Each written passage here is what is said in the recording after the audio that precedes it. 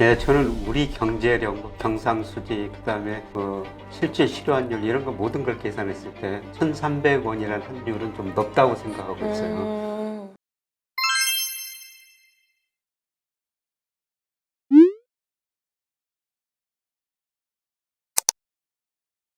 안녕하세요. 김효익의 경제스쿨 시청자 여러분. 오늘은 김효익 교수님 모시고 환율 얘기해보려고 합니다. 교수님 안녕하세요. 네, 안녕하세요. 교수님, 지금 원달러 환율이 1,300원을 넘어섰죠. 예, 그렇죠. 아, 정말 이렇게까지 오를 줄 몰랐어요. 예, 제가 생각한 것보다 역시 환율이 좀 많이 올랐어요. 그렇죠. 예. 교수님이 생각하셨을 때 지금 좀 많이 올랐다라고 보시나요? 네, 저는 우리 경제력, 경상수지, 그다음에 실제 실효환율 이런 거 모든 걸 계산했을 때 1,300원이라는 환율은 좀 높다고 생각하고 있어요.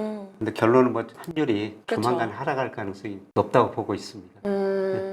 네. 조만간 하락했으면 좋겠다라는 생각이 드는데요. 이 환율은 우리 삶에 있어서도 뭐 투자하는 데 있어서도 그리고 기업들의 이익 이런 것들에도 많이 반영이 되는 걸로 알고 있어요. 그래서 굉장히 중요한 부분이다라는 생각이 드는데 그래서 앞으로 이제 저희가 다루게 될 환율 이야기들 잘 알아두시면 좋겠다라는 생각이 듭니다.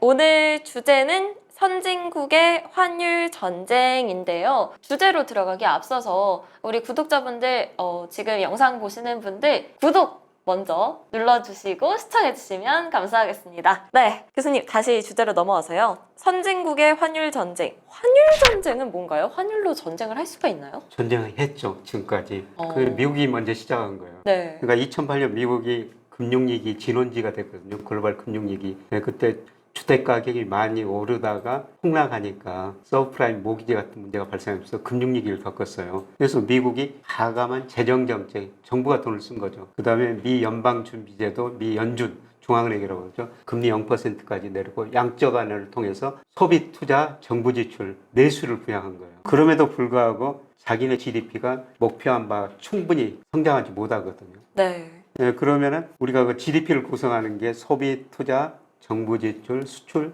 마이너스 수입이에요. 그러면 소비, 투자, 정부 지출을 늘렸는데 충분히 경기가 회복 못 되니까 뭐를 늘려야 되겠어? 수출을 늘려야 되죠. 그렇죠. 수출을 늘려면은 자기네 돈 가치를 떨어뜨려야 됩니다. 돈 가치를 떨어뜨리려면 돈을 많이 풀어야 돼요. 네. 네, 그래서 2008년 한 해에요. 미국이 한 해 동안 돈을 2배나 찍어내버려요. 어떻게 보면 이 돈 가치를 떨어뜨리는 게 정부 입장에서는 가장 쉬운 방법일 수도 있겠네요. 그렇죠. 돈 가치를 떨어지면은 자기네 상품 가격 경쟁이 올라가지고 수출이 늘어나죠. 네. 네, 그래서 그때 미국 돈 가치가 좀 많이 떨어졌었어요. 지금 그 달러 지수라고 그러죠. 달러 지수가 지금 네. 얼마죠? 지금 108? 108 정도 네. 되죠. 계속 보고 계시네요. 네, 그런데 미국이 그 돈을 찍어내기 전에는 한 87 정도 됐었어요. 87이요? 예. 차이가 굉장히 많이 나네요. 그런데 이게 네. 2009년에 75로 약 14% 달러 가치가 떨어져 버려요. 87이었는데도 불구하고 75까지. 예, 떨어져 버립니다. 미국이 이렇게 돈을 많이 찍어내니까. 네. 그러니까 이렇게 미국이 달러 가치가 떨어지니까 다른 나라 통화 가치는 올라갈 수밖에 없죠. 네, 특히 이때 일본 돈 가치가 굉장히 많이 올라가 버렸어요. 지금은 엔 달러 환율이 137엔, 138엔 나지만요. 네. 네, 그때 2007년 6월 달에 123엔이었었는데요. 근데 미국이 이렇게 돈을 풀고 달러 가치가 떨어지니까 상대적으로 엔화 가치가 123엔에서 2011년 7월에 77엔으로 떨어져 버려요. 지금 상상할 수 없는 수준이죠. 77엔이면. 네. 거의 뭐 반토막 난 거나 다름없네요. 38%나 일본 돈 가치가 떨어져 버립니다. 네. 근데 문제는 뭐냐면 일본이라는 나라가 디플레이션 압력이 굉장히 심한 나라거든요. 일본 돈 가치가 이렇게 올라 버렸다는 거죠. 네. 38% 달러 가치가 떨어지고 일본 돈 가치는 38% 오르니까요. 일본 돈 가치가 오르니까 일본 입장에서는 수입 물가가 떨어지죠. 수입 물가가 떨어지니까 소비자 물가, 그의 생산자 물가가 떨어지면서요. 디플레이션 압력이 더 심화되는 거예요. 디플레이션. 사실 디플레이션을 뭔가 이렇게 지금 체감하기에는 너무 반대의 상황이잖아요. 인플레이션 때문에. 예. 근데 디플레이션이 일본에서 그렇게 발생한다라고 했을 때는 굉장히 심각하게. 그렇죠. 일본이 이루어졌겠네요. 거의 20년 넘게 디플레이션에 빠졌었는데 네, 38%나 떨어졌어요. 자기네 돈 가치가 이렇게 올라 버리니까 네. 환율이 엔 달러 환율이 떨어졌다는 건 엔화 가치가 올랐다는 겁니다. 네. 이렇게 올라가 버리니까 이 수출도 안 되고 그 다음에 디플레 압력이 더 심화되고 그래서 얼마 전에 그 고인이 된 아베라는 총리가 있었죠. 이걸 아베노믹스라고 그러는데요. 네. 안 되겠다 싶어가지고 아베노믹스의 핵심이 여러 가지가 있습니다만은 물가 2%될 때까지 무한정 돈을 풀어보자. 이게 아베노믹스 핵심이에요. 아주 유명한 정책 아닌가요? 예. 그래서 2012년부터 일본이 엄청난 돈을 풀어버리거든요. 그래서 특히 2013년, 15년 이 3년 사이에 네. 일본 번원통화는 일본 은행이 찍어낸 돈하고요. 그 다음에 지주내채하고 합친 겁니다만은 이게 무려 157%나 증가해버립니다. 그러니까 미국이 돈을 많이 찍어내니까 엔화가 강세가 되니까 일본이 뒤따라 돈을 찍어내면서 자기네 통화 가치 하락을 유도한 거죠. 서로 돈을 막 찍어냈네요. 그래서 77엔까지 떨어졌던 엔달러 환율이에요. 2015년 7월 일본이 이렇게 돈을 많이 찍어내니까 네. 123엔까지 다시 제자리로 올라가 버려요. 그러니까 미국에서 한일 전쟁이 시작돼가지고 그 다음에 일본 엔화가 강세되니까 아베노믹스 해가지고 일본이 한일 전쟁에 가담을 한 거죠. 네. 일본 얘기는 그래도 많이 들어본 것 같아요. 아베노믹스 때문에. 네. 근데 유럽에도 뭐 비슷한 상황이 있었다라고 들었거든요. 유럽은 좀 참았어요. 유럽 중앙은행이 독일 때문에 참았었습니다. 독일이요? 예. 독일이 1923년에 1년에 독일 물가 1억 200만 %를 올려버려요. 1억 200만 % 상상이 나가세요? 아니요. 소위 하이퍼 인플레이션이라고 그러죠. 네. 그렇게 독일 물가가 올랐다는 것은 1차 대전 준비하면서 독일이 돈을 많이 풀었고요. 그 다음에 1차 대전 거치면서 공장이 많이 파괴됐지 않습니까? 돈은 많이 풀어놨는데 생산할 능력이 없으니까 그렇게 물가가 올라버린 거죠. 돈이 뭐 그냥 종이짝이었죠. 네.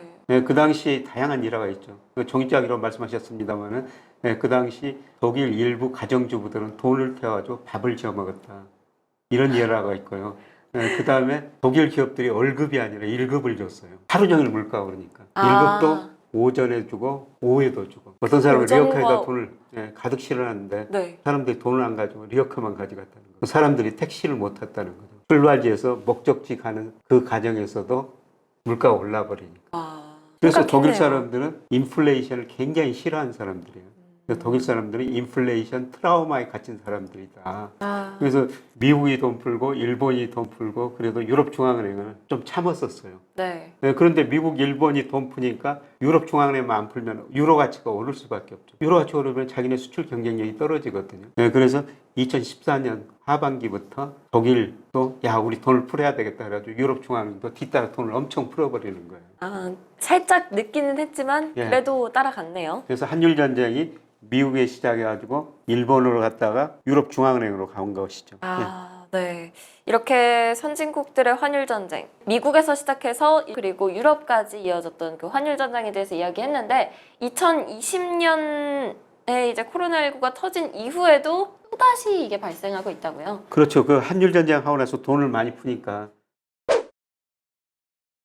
경제스쿨 애독자 여러분들, 올해 투자하기 참 어렵다는 이야기를 많이 하시는데요. 위기를 기회로 바꿀 수 있는 준비를 잘 해두신다면 지금이 바로 부를 축적해 나갈 좋은 타이밍이다. 그 타이밍을 한 번은 실패로 놓치지 않으면 하는 간절한 바람으로 같이 공부하는 투자스쿨도 열심히 준비해 하고 있으니 투자가 어렵다고 생각하는 분들도 함께 해보셔도 좋겠습니다.